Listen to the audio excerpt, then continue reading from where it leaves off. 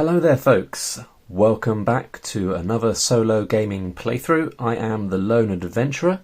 Thanks very much for stumbling your way upon my channel. If you enjoy content like this, do consider subscribing and hitting the like button if you like this video. Now today we're going to be playing through a very new game, only released within the last couple of days at time of recording. It's called Sandworm. And it's from Psycho Headcheese, who is the designer of Into the Zone and Escape the Zone, which I have covered on this channel before. I'll pop links to those games in the description below, along with a link to where you can purchase Sandworm. Now this is a one-sheet game, or a two sides of one sheet, plus a character sheet. Not many sheets. It's a small game. It doesn't take a lot of printing. And if you haven't guessed what it is based on, there is a picture of the sandworm of the title. Might look familiar to fans of 80s monster movies. So all you need to play this game is a set of cards, some dice, and the few sheets that you need to print out. Now I'm not just excited about this game because it's the sort of game that I like playing. I'm also excited about this game because of this map here. I drew this map, so I might just give you a quick close-up of the map, of which I am quite proud, before we get into it, because it's going to be quite far away as we play the game.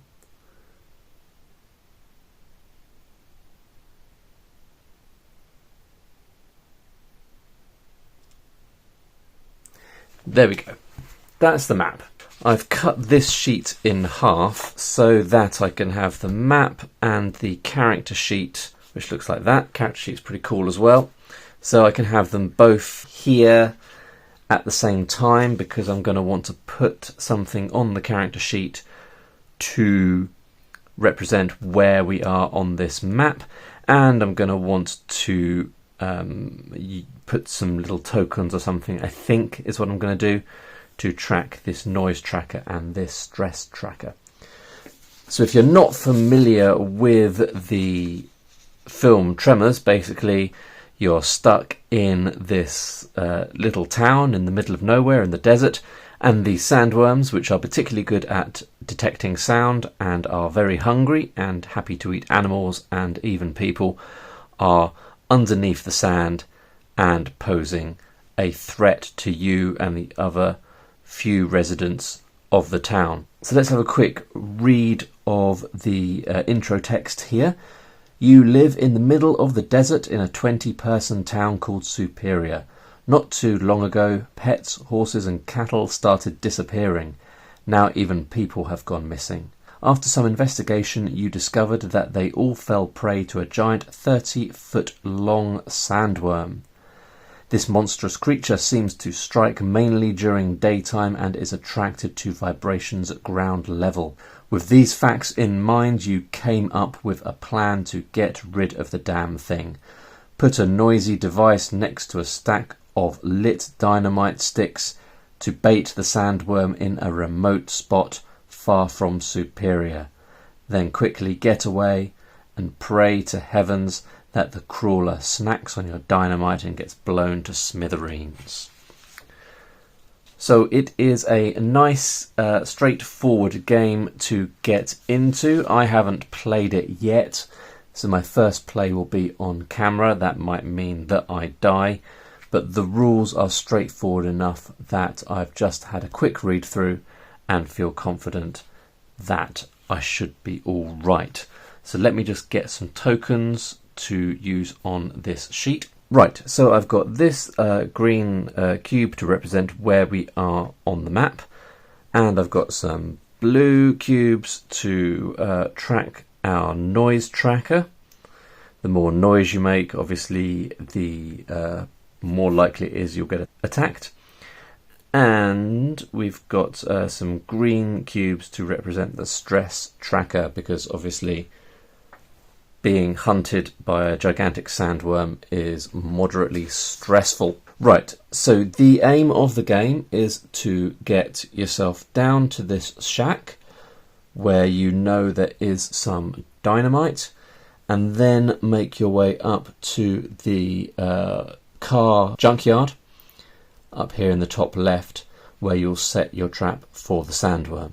So there's a couple of other locations, key locations, that you could visit if you wanted. There's a pylon with a desiccated corpse stuck halfway up, someone who was trying to get away from the sandworms, and then was in the middle of the desert, so that didn't work out for him. He's got a shotgun that you could take.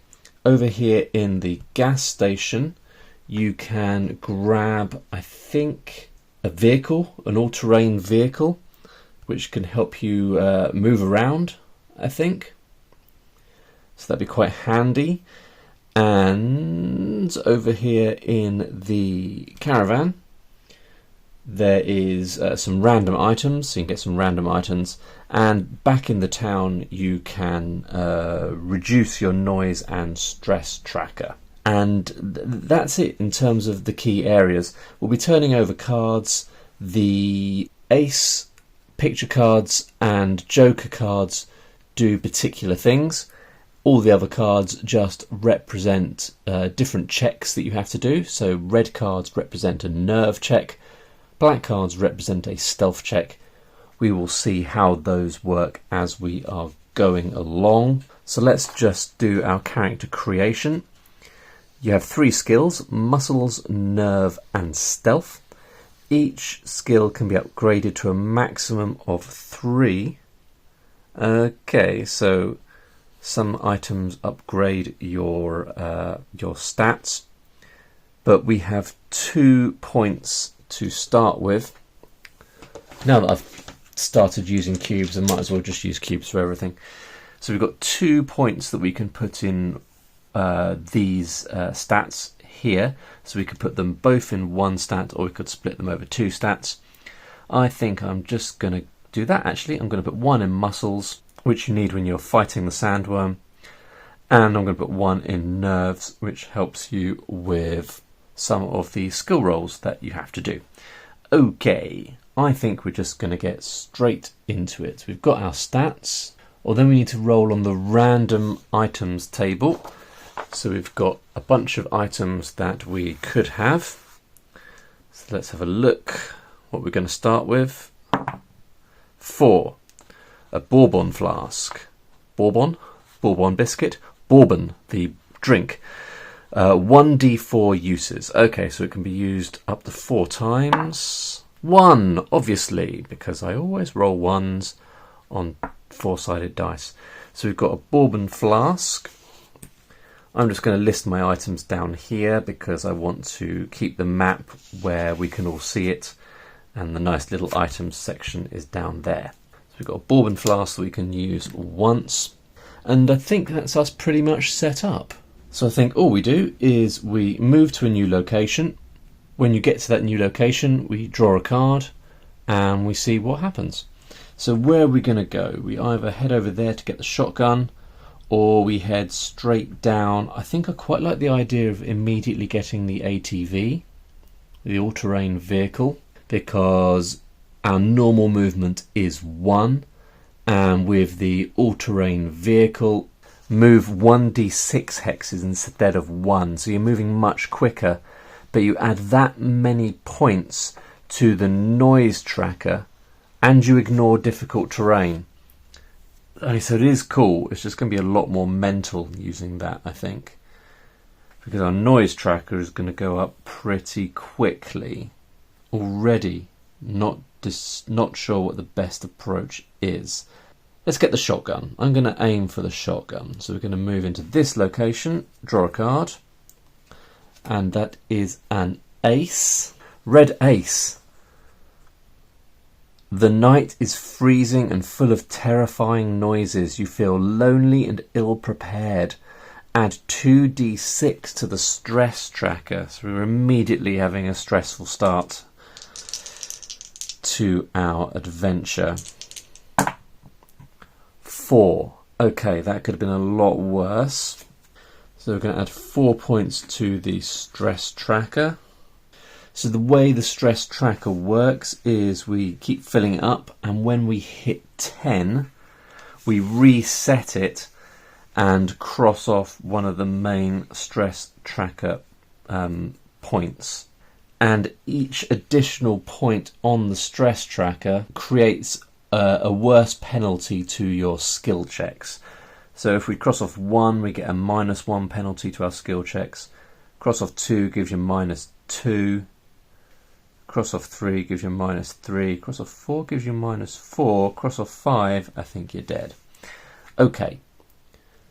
So that was not amazing, but never mind. Let's keep moving. Head into the location with the pylon. The desiccated remains of a villager, perched about halfway to the top, is still clutching his shotgun. You can take it, he won't mind. Alright, so we've got ourselves a shotgun. But we do still have to draw a card to see if anything nasty happens here. Okay, 3 of diamonds, so a red 3. So a red card means we are doing a nerves check. And all we've got to do to pass that is roll 2d6 and get greater than and equal to, or equal to. You've got to roll over. So we've got to roll 2d6 and roll over that number. So this is a fairly safe check, really. Plus we add +1 because one of our skills is being better in nervy situations. 7 + 1 is 8, which means we succeed at that test. Right, so we've got our shotgun. I think we're going to head down. I guess we're going to head down now. We can't go through these items unless we have the ATV. So I could go and get the ATV, or I could just walk it. But let's see. I mean, I've got a way to go before I get the ATV. So let's just head back the way we came. Red Jack. So a red court card. Doubt, exhaustion, that's one thing. Following in the trail of destruction left behind by the giant sandworm is another. Add 1d6 to the stress tracker. Okay. 2. Lucky.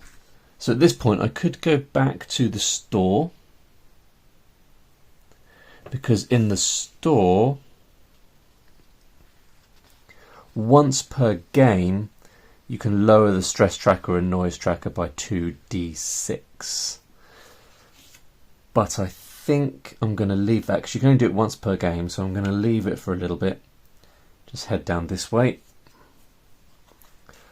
Ooh, okay, so that's another nerves challenge, but this time we've got to roll more than 9, so a bit more tricky. Oh, 3, 4, so that is a fail. And that means I've got to add 9 to my noise tracker. So I'm going to be adding 4, which takes me up to max. Which means I've got to cross off one of those. And then an additional 5. 2, 3, 4, 5. So already getting quite stressed about this situation we're in here. So now we're doing our skill rolls at -1 because we're a bit more stressed. Let's keep going. Oh goodness. That is another tricky test. So I could use my bourbon whiskey. I see. Oh, so the bourbon whiskey just lowers the stress tracker.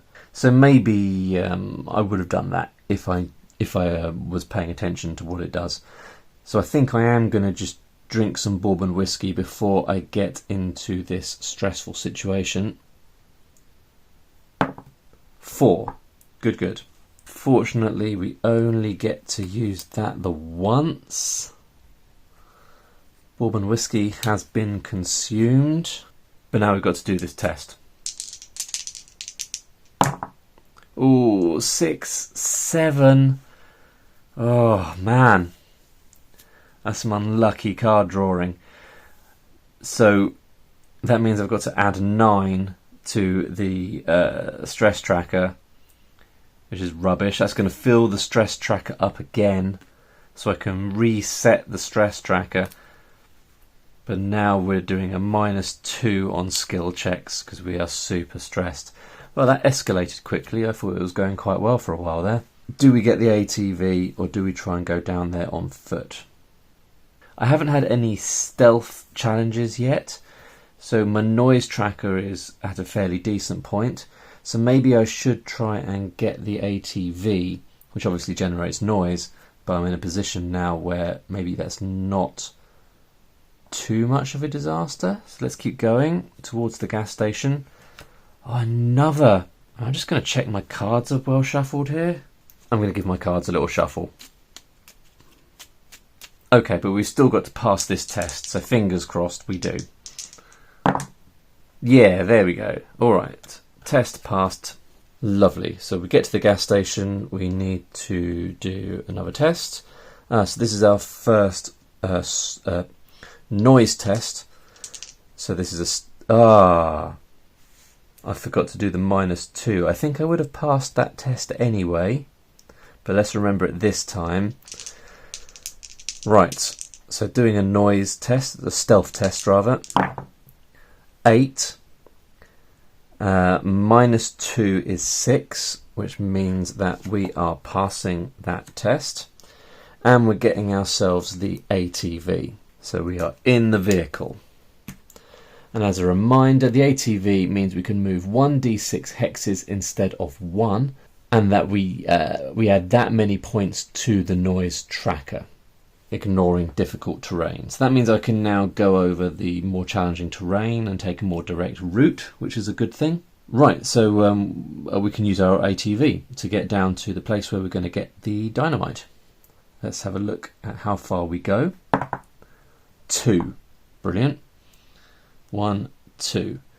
So we're going to add 2 to our noise tracker. Ooh, red king, that's probably not good. Oh yes, so we have to add to the stress tracker up to 1d6. 2, okay. So let's keep going. 1! That sucks. So a noise check. Oh, did I? I don't think I did I? I need to add 1 to the noise tracker for my ATV. I need to get more than a 6. Oh, that's not good. 7 -2 because of the stress takes me down to 5. That's bad. That means we need to add this many onto the noise tracker.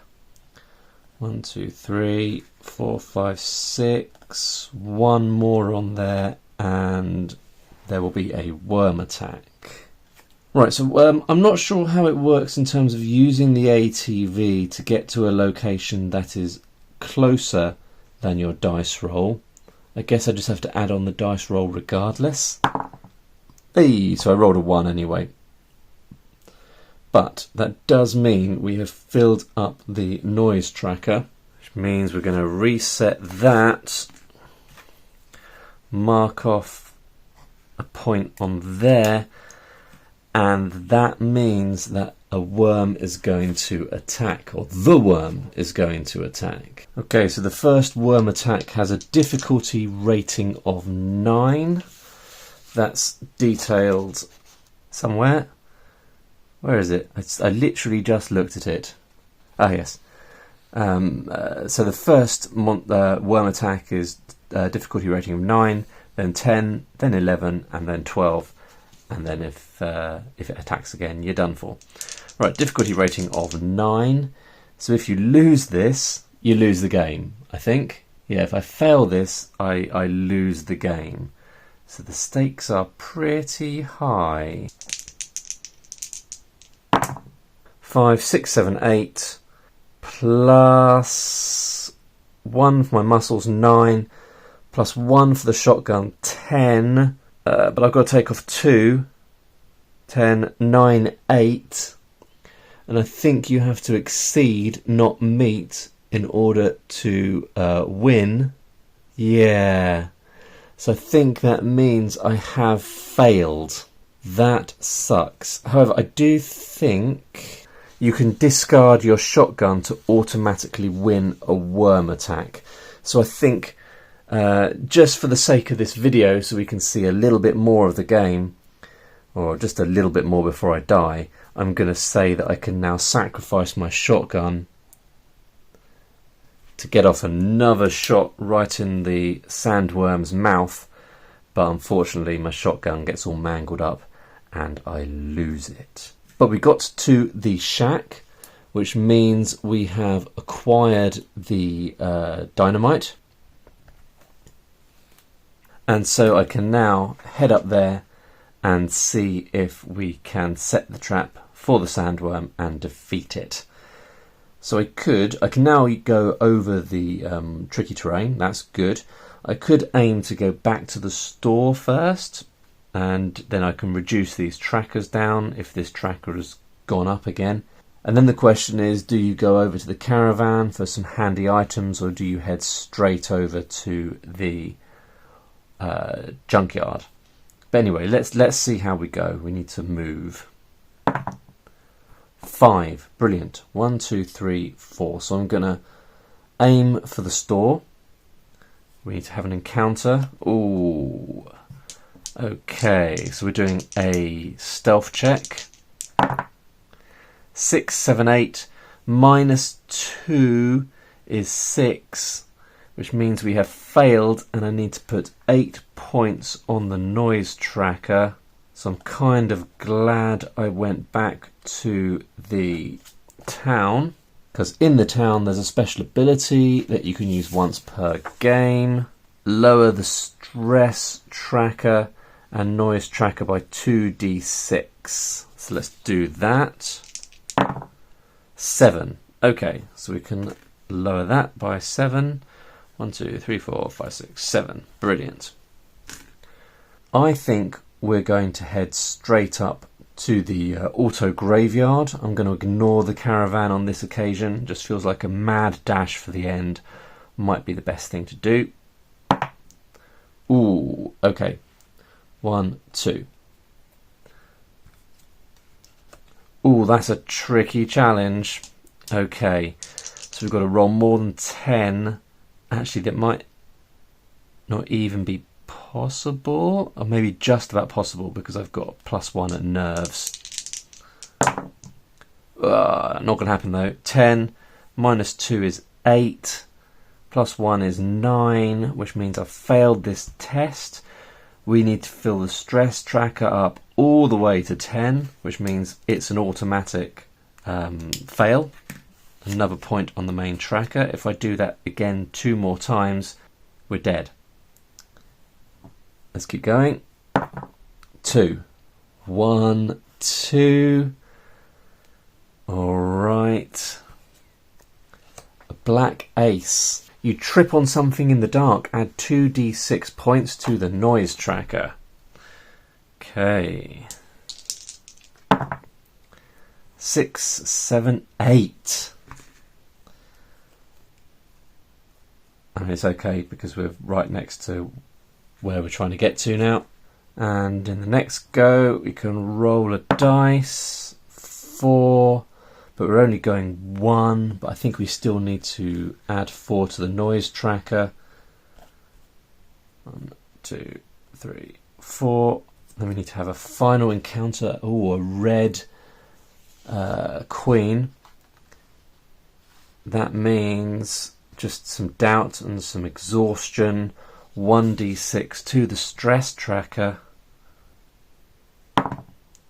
2. That fills the old stress tracker up. Oh, stressful day in the desert. But we have made it with the dynamite to the junkyard, and that means I have won the game. So I can set my trap for the sandworm and blow it to smithereens. There you go, folks. that is Sandworm, a quick and simple game from Psycho Headcheese. Plays, as you can see, in about 20 minutes. And there you go. If you just want to have some crazy encounters in the desert and relive some aspects of the film Tremors, this might be the game for you. Thanks very much for watching, and I will see you in the next one. Bye for now.